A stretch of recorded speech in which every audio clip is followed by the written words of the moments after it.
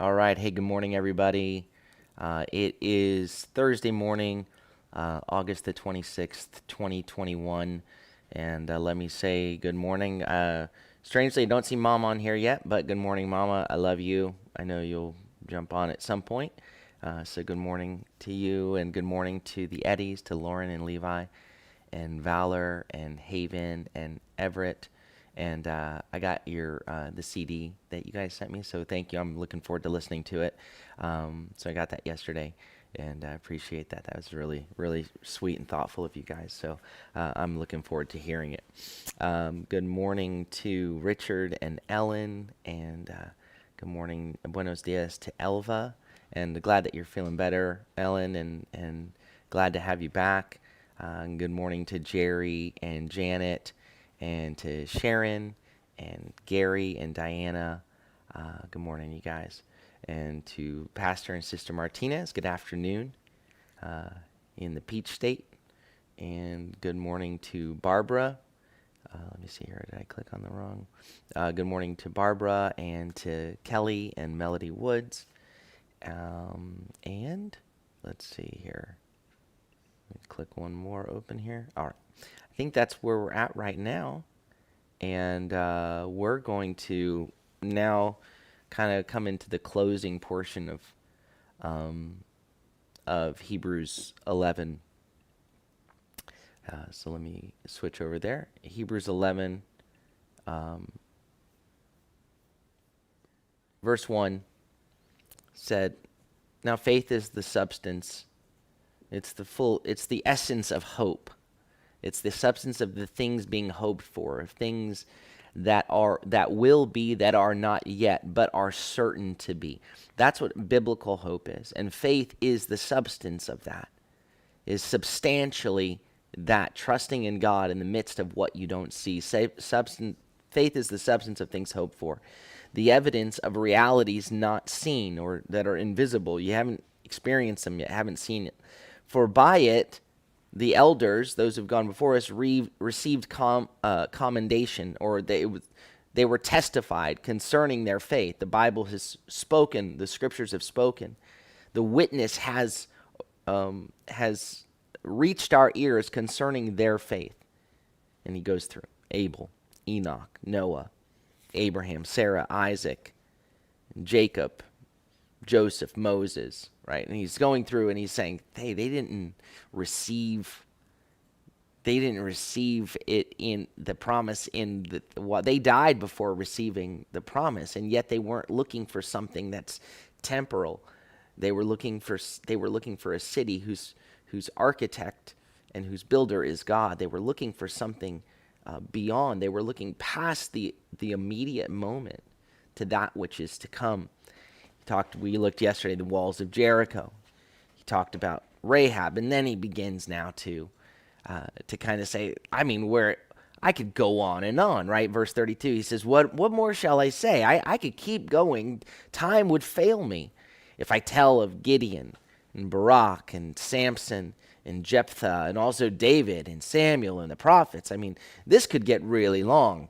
And so now we're hitting this portion that begins to address the expressions of their faith, the living out of their faith in tangible, but in kind of general ways. So some are general, some are specific. We come to verse 33 today. He says, by faith,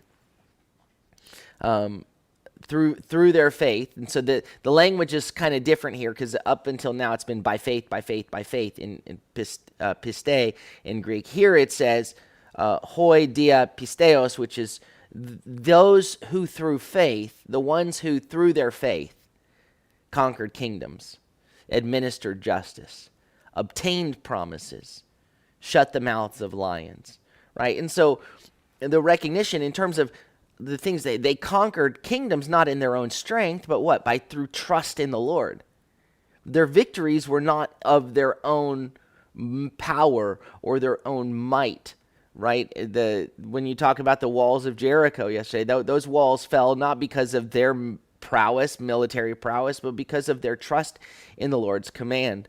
In Joshua 1:9, the Lord said, "Have I not commanded you? Chazak, be strong.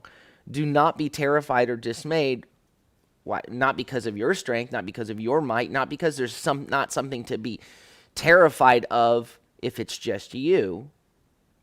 Yeah, on your own, there's something to be afraid of. He says, but don't be afraid, for Adonai your God is with you wherever you go. And the Lord goes before them. So in terms of conquering kingdoms, the celebration in that is it's in response. It's the Lord. They conquered kingdoms because of their faith, their trust, and their obedience to the Lord. The administration of justice, right, of righteousness.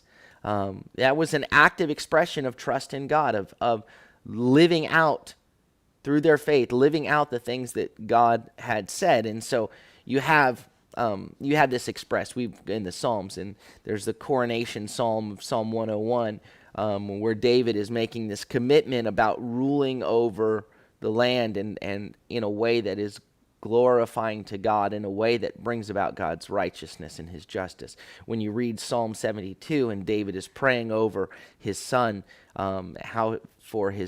the way his son will be king, there's a desire to see the justice, the character of God displayed in the way that the kings of Israel lead the nation, the way they govern those who've been entrusted to them. That this is an expression of trust in God. 2 Samuel 8:15, David reigned over all Israel, and David executed justice and righteousness for all the people. Concerning Solomon, 1 Kings 10:9, blessed be Adonai your God, who delighted in you to set you on the throne of Israel. It is because of Adonai's everlasting love for Israel that he made you king to do justice and righteousness, right? So they conquered kingdoms. They administered justice. They obtained promises, and this is all the way through. We see in Joshua 21, verses 43 to 45. So Adonai gave to Israel the entire land that he had sworn to their fathers to give to their fathers. They took possession and settled in it. And then Adonai gave them rest on all sides, just as he had sworn to their fathers. Not one man of all their enemies withstood them, for Adonai gave all their enemies into their hand. Verse 45, not one good thing that Adonai had promised to the house of Israel failed. All came to pass, right? Because of what he had done through them trusting in him, obeying him, following him by faith. By faith, they obtained promises. Those who through faith shut the mouths of lions, right? Of course, this is one of the more famous stories where we know it in cartoon form. And I've told this before. Years ago, when we lived in Missouri, we were in Branson, and we went to this Kirby Van Birch, illusion show, and he had tigers and all this. And so we got to go backstage afterward to see the tigers, and the tigers are thankfully, behind these glass or plexiglass or whatever, something strong. And he's telling us about the tigers, and there's one in there, and full grown, but only 2 years old. Her name's Princess, and he goes, that's Princess. She's 2 years old or whatever. And my wife is by there, and she looks at the glass. She goes, "Oh, hi, Princess," and in like a flash, faster than I've ever seen anything, Princess was up, claws on the glass, like mouth opened. It was the fastest thing I'd ever experienced, and we were just terrified, and we were very thankful for that glass. And when you think about being in a den of hungry lions, of actual lions, not cartoon lions, but they're right there, to trust God in the midst of that.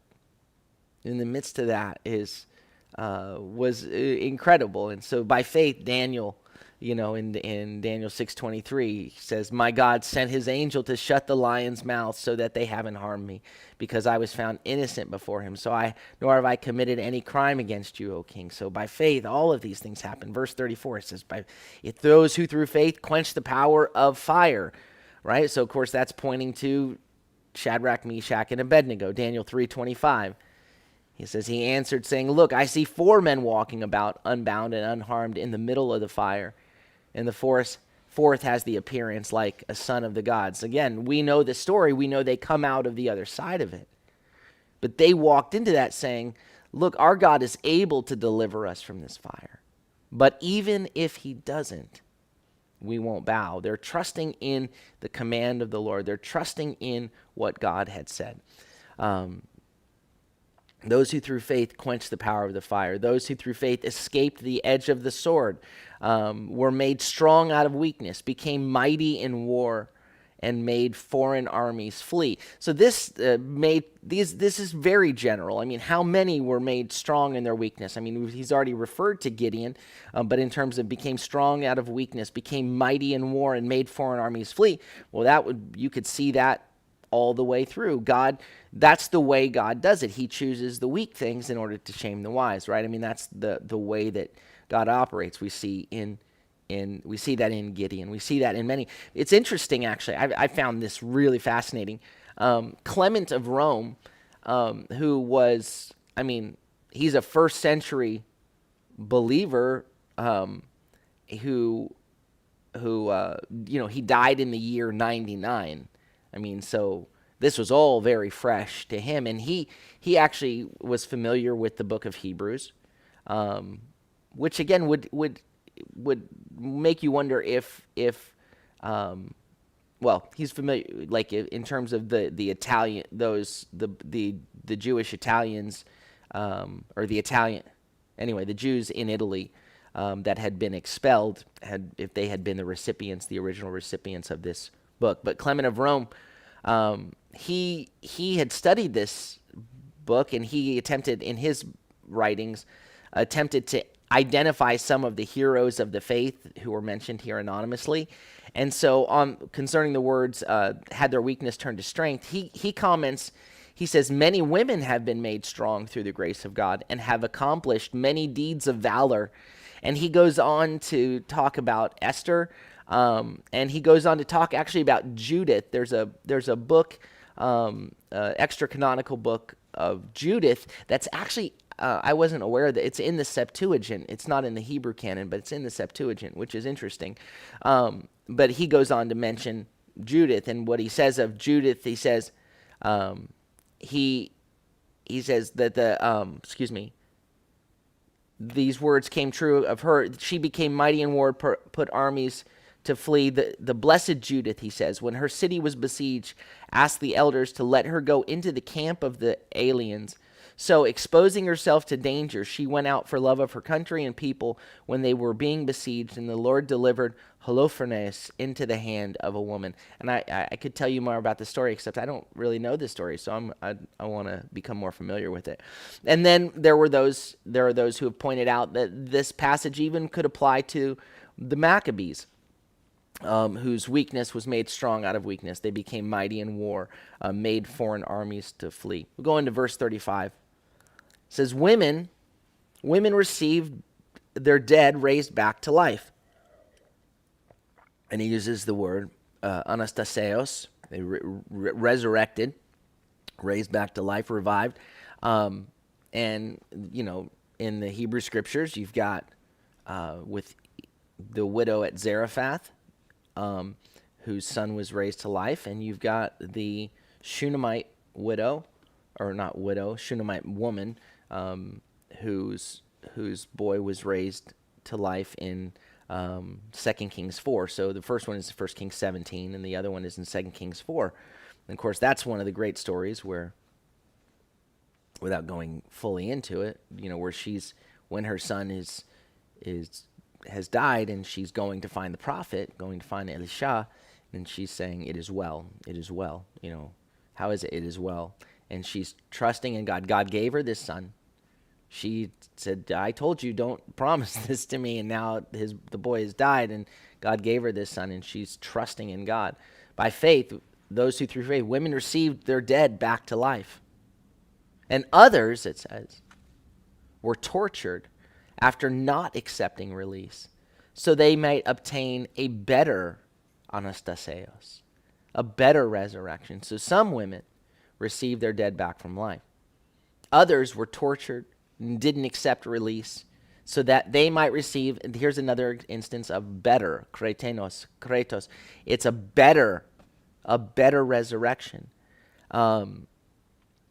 The particular form of the verb tortured, those who were tortured, tumpanizo, is it indicates this Greek verb that speaks of being stretched on a frame and being beaten to death, which was precisely the punishment that was meted out in the books of the Maccabees to Eleazar. He was one of those who stood for the faith in the Maccabean days. In Second Maccabees, there's a story of a mother and her 7 sons, each of whom refused to deny the Lord, refused to bow, basically, and each of them refusing to accept release, refusing to, make that trade, died.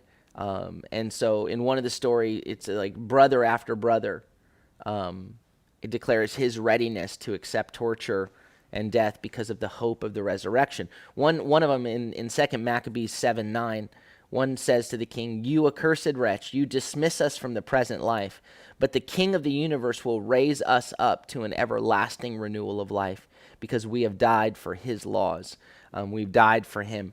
And so you have this imagery would have been in the minds of the believers that are hearing this. And so the resurrection to which they looked forward was better than the boys that were raised at Zarephath and Shunem, who, though they were raised by Elijah and Elisha, they were raised back to mortal life. Eventually, those boys died again, right? So the resurrection that those who accepted torture and refused release because they were looking toward a better resurrection, were looking toward the resurrection toward eternal life. Verse 36, others experienced the trial of mocking and scourging. Yes, and even chains and prison. So those receiving this letter, now this is going to be very familiar to them. What would immediately come to mind are people that have gone before them, believers who have gone before them in their own community. I mean, he just talked in Hebrews chapter 10 of those among them who were imprisoned, those who were chained, those who were mocked. And those of you who weren't experiencing that, some of you entered into it with them voluntarily. And then the prophets come to mind. You've got Jeremiah. Jeremiah was beaten. He was humiliated, mocked, put in stocks and chains. His family turns on him. He's again beaten. He's put in prison where he's down in mud, and he's basically dying in the bottom of a well, and he's rescued by Ebed Melech, which is an Ethiopian servant, an Ethiopian there in the castle. And so here you have all that Jeremiah went through for the sake of the name, for the sake of the Lord's name. Verse 37, they were stoned, they were sawed in two, they were murdered with the sword, right? So previously, by faith, right? Look back in verse 34. By faith, those who through faith quenched the power of the fire, escaped the edge of the sword. By faith, they escaped the edge of the sword. Here, in verse 37, right? They were stoned, they were sawed in two, they were murdered with the sword. So which ones had faith? Some escaped by the edge of the sword. Some were murdered with the sword. They went around in sheepskins and goatskins. They were destitute, afflicted, and mistreated. Right? So the story of being sawn in two is the traditional story of what happened to Isaiah, and which was well known. among the Jewish people, and to this day is well known, the tradition that he was sought into. And again, you have some who escaped the edge of the sword, right? Elijah escaped the edge of the sword from Jezebel. But you'll remember in 1 Kings 18 that there were many prophets. Of Obadiah speaks of having hidden away 100 prophets, and there were others who had been murdered, who had died, who hadn't escaped the edge of the sword. So you have some that escape the edge of the sword, some who don't. You have Jeremiah, right? Jeremiah wasn't killed by Jehoiakim, but we read when we went through Jeremiah in Jeremiah 26 that you have Uriah. That's not so fortunate. Uriah is preaching the same message, declaring the same word as Jeremiah, and Jehoiakim hunts him down and slays him with the sword. So it's not like, well, if you have faith, then it's always all going to be comfortable. It's always going to be good. Faith says we won't bow. We know that our God is able to save us from the fire. But even if he doesn't, we trust in his word. We won't turn on what he has said. We will hold firm. We're not going to bow to your idol, O Nebuchadnezzar. We're not going to stop declaring and speaking forth the love of God and the truth of God because of the word of God. It's interesting to me, and this is a little aside that's very contemporary in the moment in which we live. All the controversy in our world right now surrounding vaccines and things like that, and there are those who don't want to take a vaccine because they have genuine concerns in general about different medicinal things, and I get that. I mean, I understand that. I mean, you'll be watching television and you'll watch one commercial about whatever the new wonder drug is, and the next commercial is a class action lawsuit against what the former wonder drug. So I understand those concerns, but then you have others who make the vaccine an issue of their faith in God or their trust in God, as though taking the vaccine is not trusting God, and they're making taking the vaccine equivalent to bowing to the idol of King Nebuchadnezzar. And the vaccine is not it's not a question of faith. It's not a question of not trusting God, right? That's not what that is. And so it's not the mark of the beast. So there's no need to make that an issue of I will not bow. You will. That's what people have made it into. And that's I don't find that to be valid. I find what's valid is when people have genuine concerns. So I wanted to point that out because I don't want people misusing this trust, saying by faith we will not bow, and they're doing this thing on this I stand. Whereas we're not to bow to the things of this world when we're selfish and when we're nasty and angry, and to me that's a bowing to the way of this world, more so than taking a vaccine is. I mean, more than taking ibuprofen. I mean, so we take medicine. We're not like an anti-medicinal people. Anyway, that's an aside. If it's a personal concern, but don't let it become an issue of your walk with God, because it doesn't have to do. It's not the mark of the beast. But what you see through Scripture is you have people live and you have people die. You have Jacob, who is martyred by Herod, who's killed in Acts chapter 12. And then in the same chapter, you have an angel deliver Peter. Did one have faith and one not have faith? Or vice versa? No. By faith, Their trust was in God. Their trust is in God. And there are some times when God delivers in the way that we desire him to, and there are other times that he doesn't. And we don't determine whether or not we're going to continue to trust in him based on if he comes through in our timing and in our way. We put our trust in what we cannot see, and we're hoping for a better resurrection. There were those who were raised from the dead, who were raised to life, and then there were those who refused, who accepted torture and refused release, and they because they were looking forward to a better resurrection. And that's where our eyes are fixed on what the Lord has for us, on what is to be. Verse 39.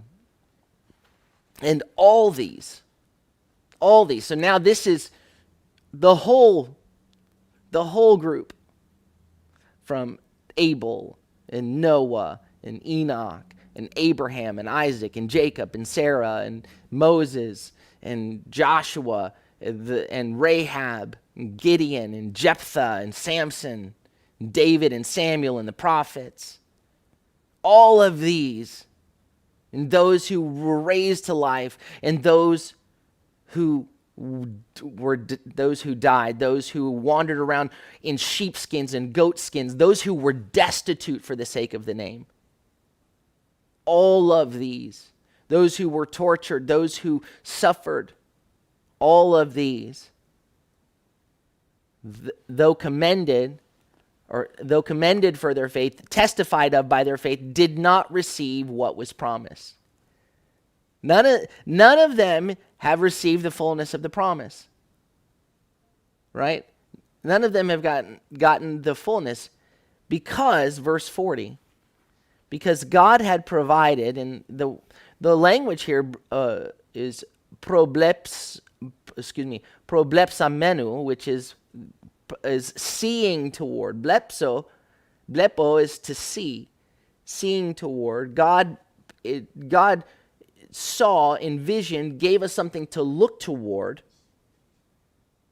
something better. Kreton, again, something. God had something better that for us to look toward, so that so that only with us would they reach perfection or telos, completion.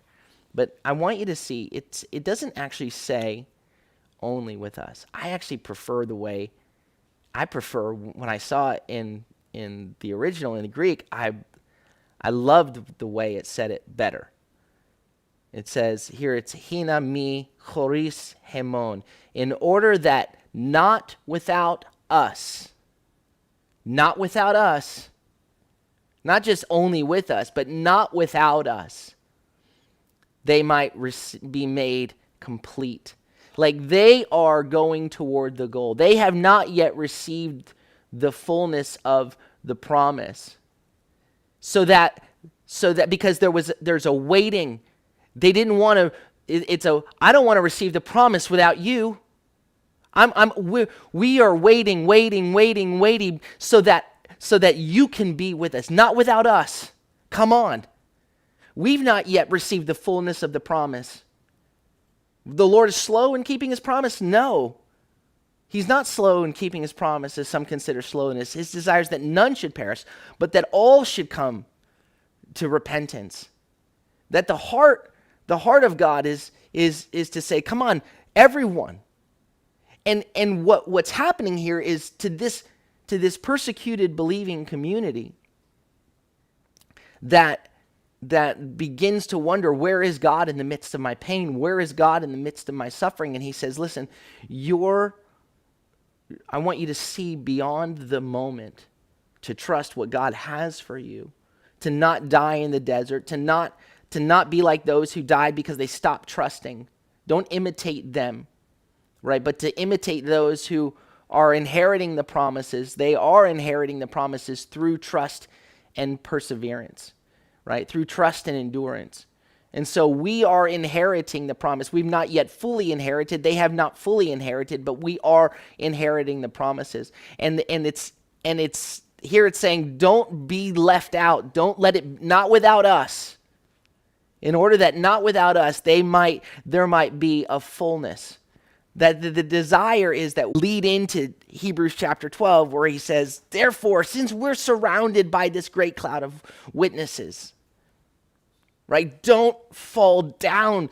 Don't lay down. Don't quit now. You're almost there. Eyes on the prize, eyes on the goal, eyes on Yeshua, right? And if you look back in Hebrews chapter 2, verse 17, it said, therefore, Yeshua had to be made like his brothers. He became like his brothers in all things, so he might become a merciful and faithful high priest in matters relating to God, to make atonement for the sins of the people, because he himself suffered. He himself suffered when put to the test. So he is able to help those being tested. He is there. He is able to help those. It says also in the time that they need, when they call, he himself has suffered. You're not alone in suffering. You have all of these who've gone before us, all of these who in the moment, they couldn't see the fullness of the promise, but they trusted what God had said. And we hold firm to what God has said. We hold firm to him. Our trust is in him. And we're going to walk in his ways. So we spur one another on, right, toward love and toward good works. It says in Hebrews chapter 10, consider, come on, how can you spur one another on toward love and good works? Spur one another on, that we are not those who quit, those who lay down, those who stop, those who go backward in our weariness, in the moments when you say, where is God in all of this? I don't understand. Where is God when I'm having to walk into a fiery furnace or get put into a lion's den? Where is God when the prophet is actually sawed in two? Where is God how come those boys got raised to life and then these ones didn't? Don't lose your trust in what God has said, God has spoken. There are times when for reasons and purposes that we can't understand, when God chooses to intervene, he chooses to heal. And then there are times when we call on him to heal and restore, and for reasons we don't understand in those moments, he doesn't.